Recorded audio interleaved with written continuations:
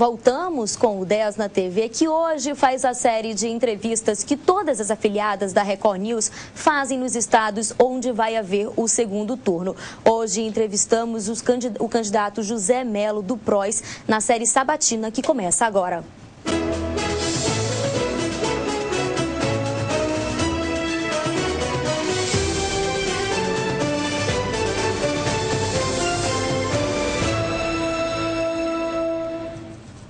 Em nosso estúdio, o governador do Amazonas, candidato à reeleição, José Melo, de 67 anos, do Partido Republicano da Ordem Social, PROS, da coligação Fazendo Mais por Nossa Gente, formada por 15 partidos. Melo foi deputado federal 2 vezes, em 1994 e em 1998, e em 2002 foi eleito deputado estadual. Fez parte como vice-governador da chapa que elegeu Omar Aziz para o governo do estado em 2010 e em abril deste ano assumiu o governo com a saída de Aziz para concorrer ao Senado. Muito boa tarde, seja bem-vindo, candidato. Só lembrando que nossa entrevista tem o tempo de 15 minutos, então a gente pede que as suas respostas sejam concisas para que sejam assim objetivas, para que a gente não possa atrapalhar as suas respostas durante a entrevista, ok? Bom dia.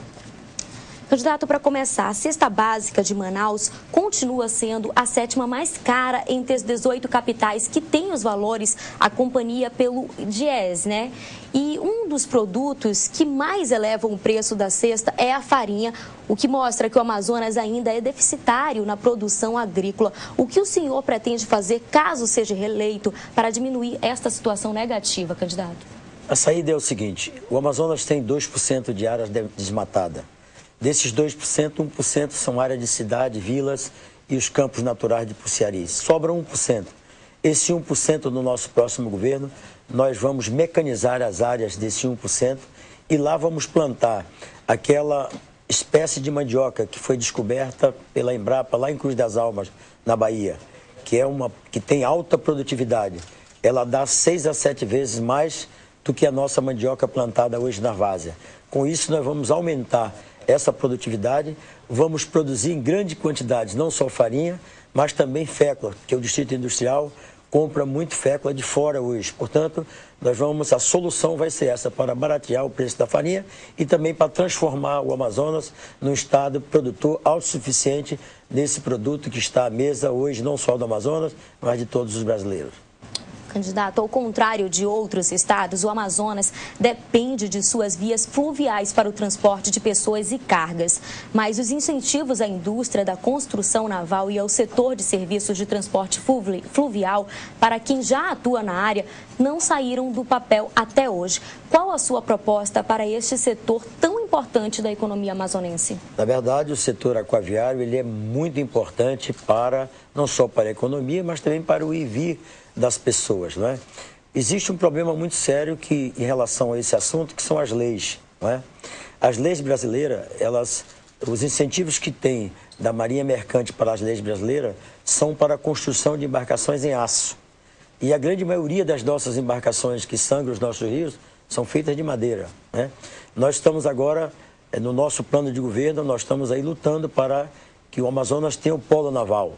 E com o polo naval nós vamos ter reduzidos os custos dessa construção naval. Para isso, se o polo naval for aqui instalado, essas embarcações todas poderão ser construídas em aço, com nível de incentivos compatíveis com os incentivos que são dados à Zona Franca de Manaus hoje, porque vira nível industrial, e aí dessa forma nós teremos barateado esse tipo de construção e, consequentemente, vai baratear o custo da passagem.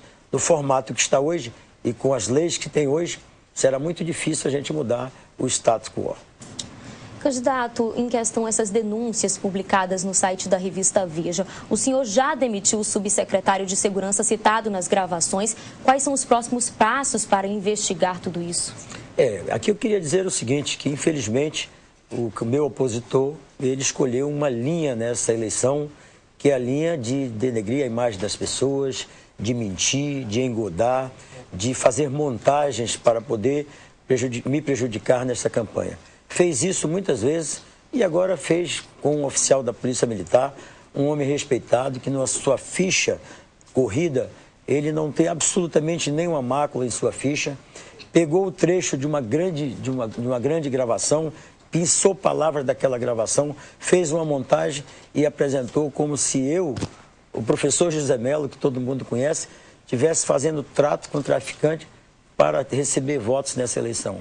Colocando na cabeça das pessoas de que na gravação a pessoa que era considerada como ele fosse eu. Na verdade, o oficial veio super emocionado, sofrido, dizer que ele era o secretário de Interior e Justiça e que ele tinha ido lá com uma missão para evitar que houvesse uma rebelião que iria ocorrer mortes dentro dos presídios.